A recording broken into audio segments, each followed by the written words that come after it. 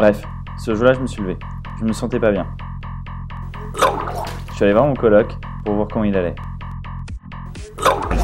Avec mon coloc, on aimait faire des paris stupides. On avait déjà parié sur la taille du bonnet de la voisine en dessous, celui qui pouvait manger le plus de choco, celui qui pouvait prendre le plus de baffes, celui qui pourrait rester le plus longtemps devant un documentaire d'Arte.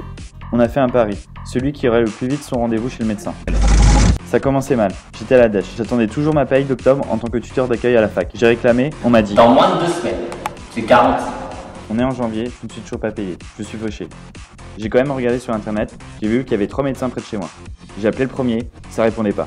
J'ai appelé le deuxième, il n'avait pas de place avant 2 semaines. J'ai appelé le troisième, il n'avait plus les crédits pour lesquels je demandais. et merde, il me dit que j'avais plus de crédit. J'ai regardé où le troisième se trouvait sur internet. Je me suis dit que ce n'était pas si loin. Arrivé là-bas, je suis allé voir la secrétaire, je lui ai dit. Je suis chez le médecin. Elle m'a répondu. Non, vous êtes chez le J'ai vétérinaire. entendu. T'es trop con, dégage, tu me fais perdre mon temps. La secrétaire sympa m'a donné l'adresse d'un médecin.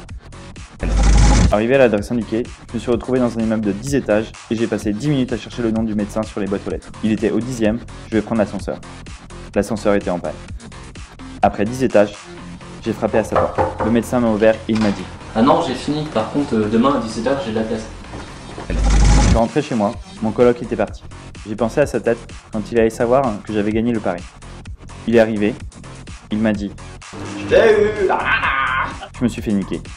Il avait appelé son pote, qui était dans une asso. Il lui avait expliqué que s'il allait à la médecine préventive, il pouvait avoir accès aux soins sans payer et rapidement. Ça m'a donné envie de vomir. Bref, j'ai découvert la médecine préventive.